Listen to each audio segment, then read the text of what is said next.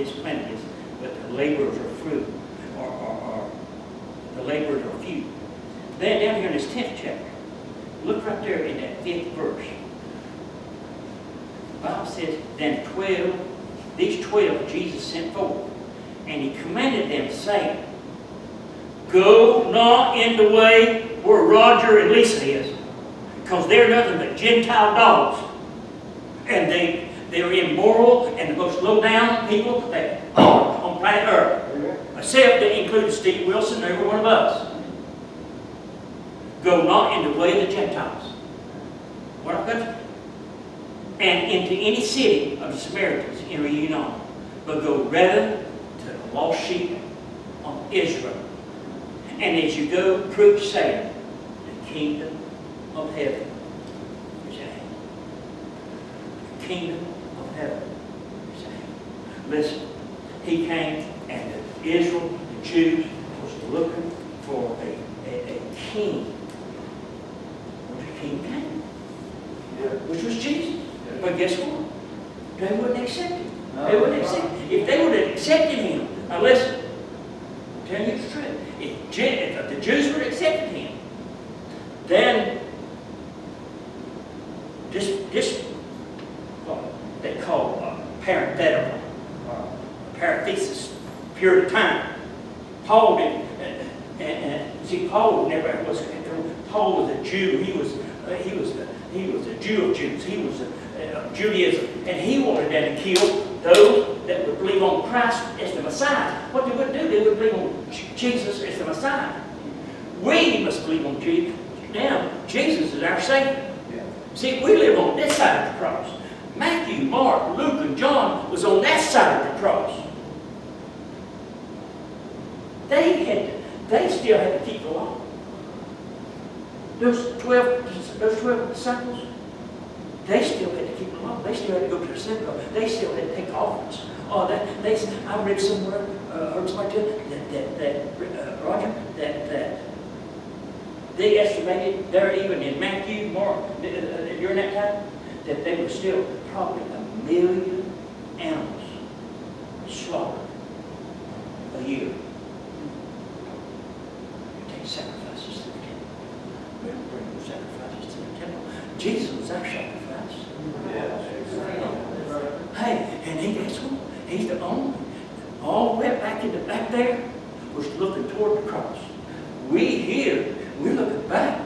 Hey, and what Jesus did, God was satisfied with. Me and you we could have never done nothing.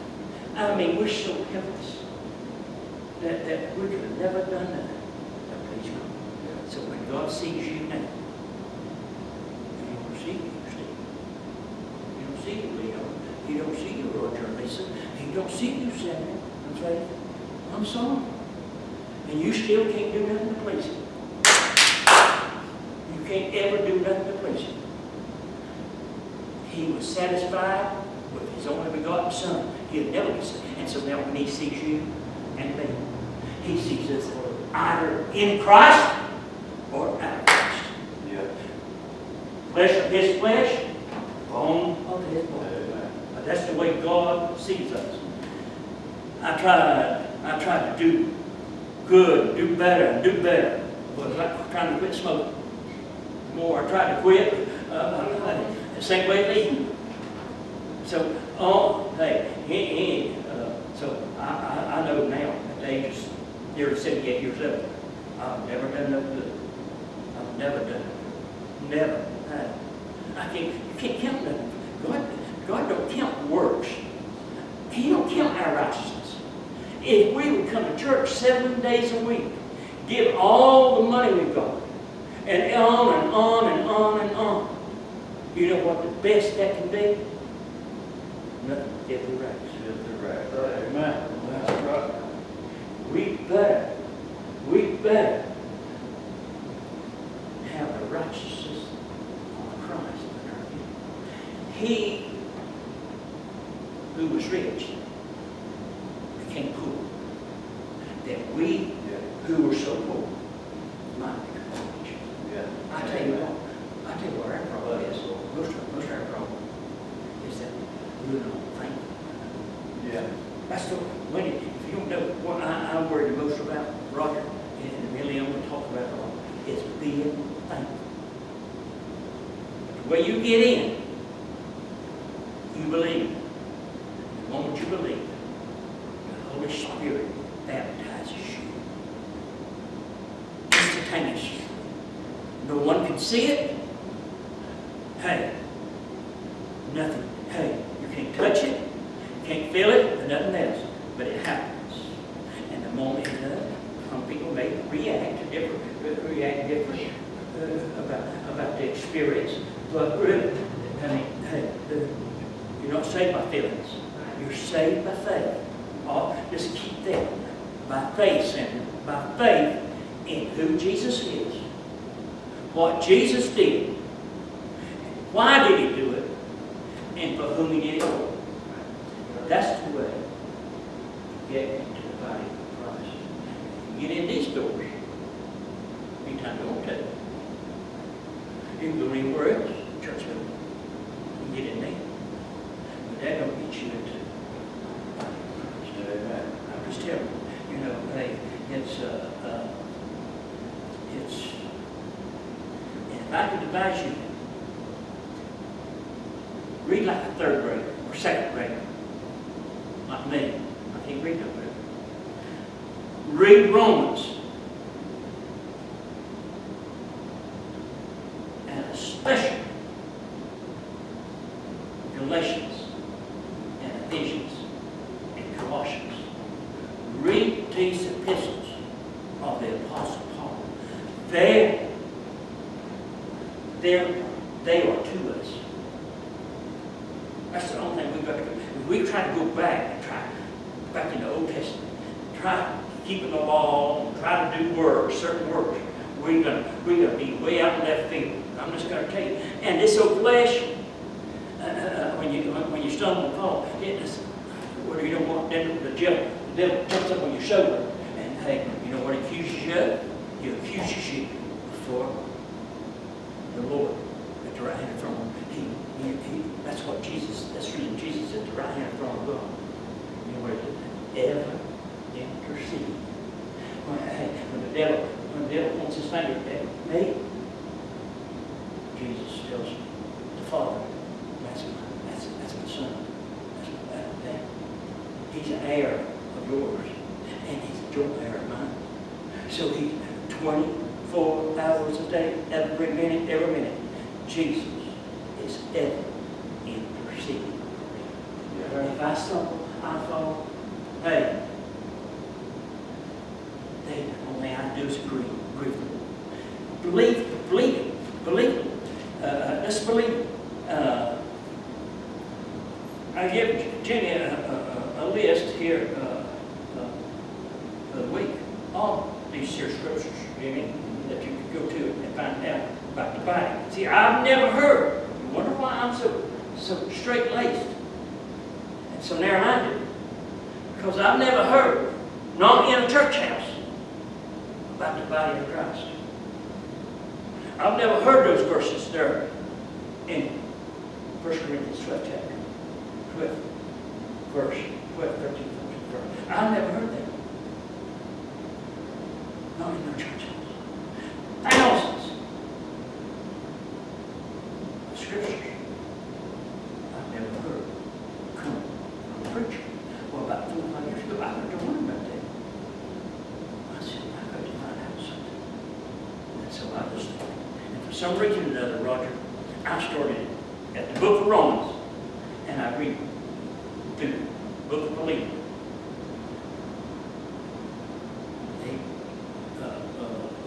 They're not that many chapters. You could read two and a half a day, and read those 13 books every 30 days. This is what I did. I started with the book of Romans, and I read through the book of Philemon. Now, if you want to know that, if you want to know, if you want to learn, this is where you go back. Romans through Philemon again. Go back. Read Romans through Philemon again. And in about 6 weeks, then let me know. Tell me. Romans through Believer. Read them slow. Will you understand much? No. Just believe it. And ask God what you don't understand. And ask Him to help you to understand. So, there in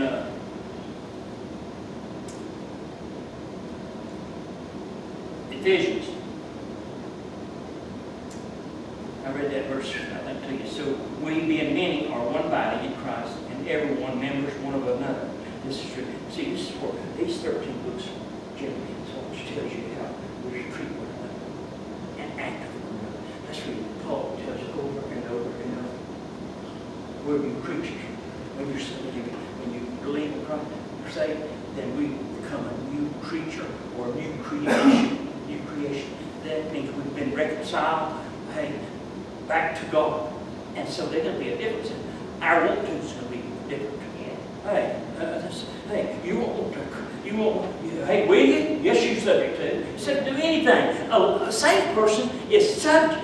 His flesh is still just as weak as an unbeliever.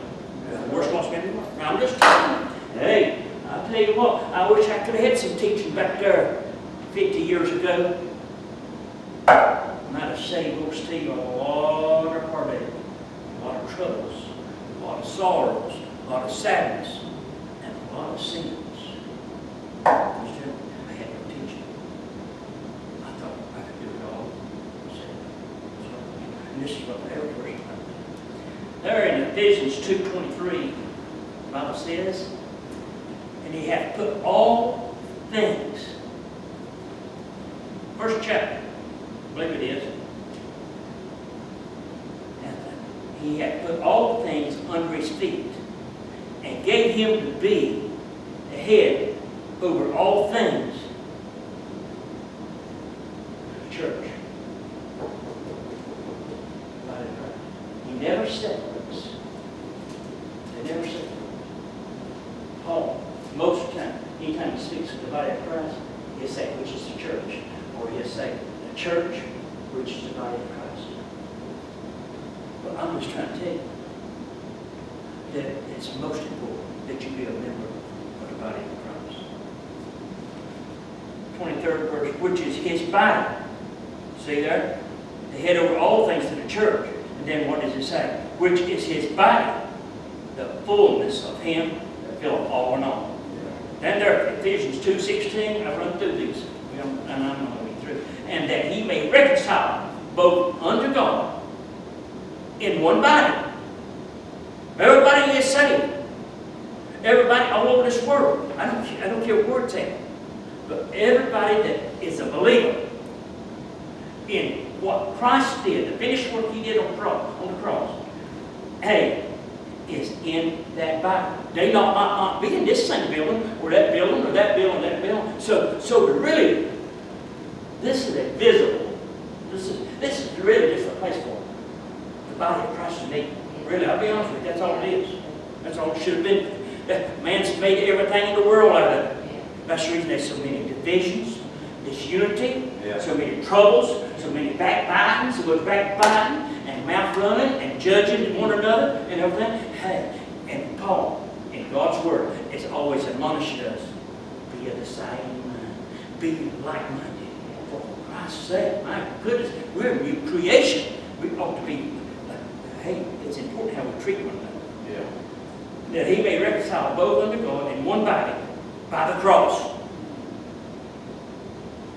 having slain the enmity thereby. Then there in Ephesians 3rd chapter 6th verse says that the Gentiles should be fellow heirs and of the same body and partakers of His promise in Christ by the gospel. This is the glorious thing about it. This is the glorious thing. Hey, we was on the outside looking in. And grace took care of it. Hey, it's a miracle. It's a miracle. That's right. Israel's, God's chosen people. Chosen earthly people.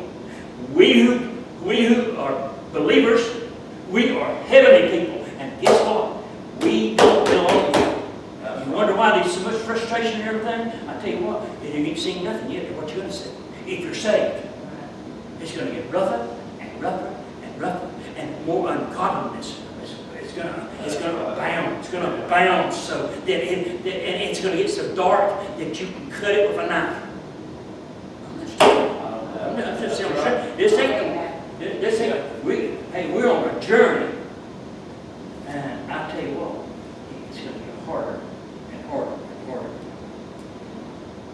Ephesians 4 chapter, 4th verse. It says there is one body. This is 7 verities. One body and one spirit. Even as you are called in one hope. One Lord. One faith. One baptism. One baptism is by the Holy Spirit into the body of Christ. That's right. Who is above all and through all and in you all. Here, if you read Romans, those books I'm trying to tell you, you'll find out. I'm trying to think where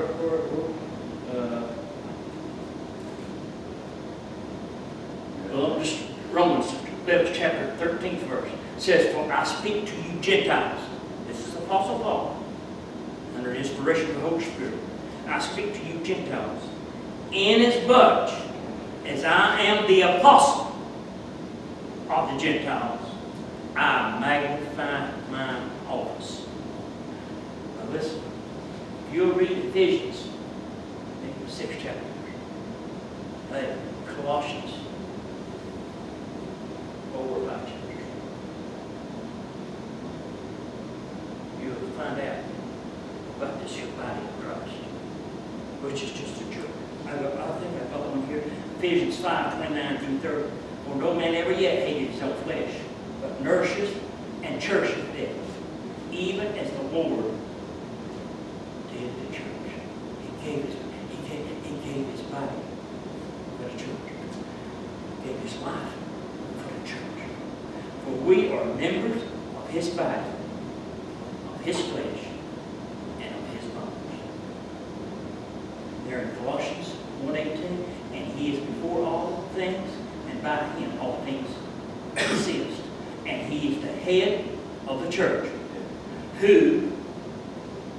and he is the head of the body, the church, who is the beginning, the firstborn from the dead, that in all things he might have the preeminence."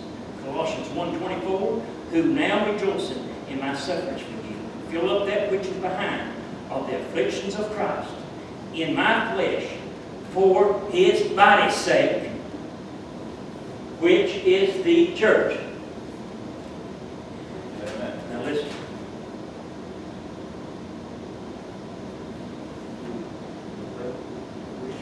Right here is the best place we can Yeah. get the body of Christ.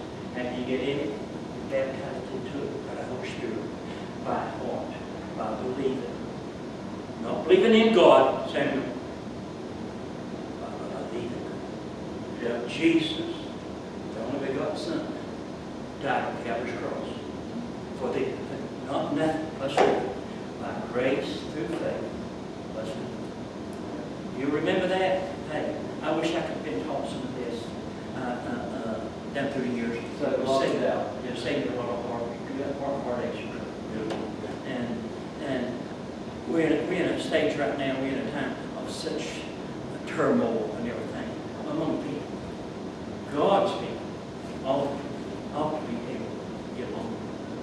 But the reason it is because a lot of it is taught out of context, and then it's spiritual. Ask if you ever can't call it Ben Carter. He'll tell you what I'm telling you is the truth. And for some reason or another, they've not taught. It's not been taught. It's not been taught. Probably Ben Carter said here one time. I asked him, probably wait on over 5 people in the United States that teaches the epistles of Paul. 13 books. 9 of them to the church, local assembly, to the body of Christ. The other four, pastors. First and Second Timothy, Titus, and Philemon. Or person. To one person. Two of them, Timothy, one to Titus, and one to Philemon. The other 9 are to tell us how we're supposed, how to be saved, and good doctrine. In other words, good teaching. And if they mix it, it won't come out right. You take a jug, and you put a little water in it, you put a little bit of this in it, a little bit of that in it, shake it. Well, they call that blenderizing. And then you pour it out. Well, it's hard to tell what it's going to look like. And so this is what we're doing. This is what's been done. Well, I appreciate you coming. Hey, let's have a word of prayer. Hey, we dismissed. Lord, we thank you for your love, goodness, and mercy, and grace. Oh, Lord, we're so thankful to you tonight that there was no other way, and that if you had not provided for us, we would forever be hopeless, and we would be helpless, and we would forever be lost. And for this, Lord, we give you praise, glory, and honor. May, as we leave here, Lord, remember some of these things, Lord, and help us to love your word and to cherish it, to hold to it, Lord, and to live by it. And we'll thank you and praise you for blessing Christ. Amen. You do good. I like it when you get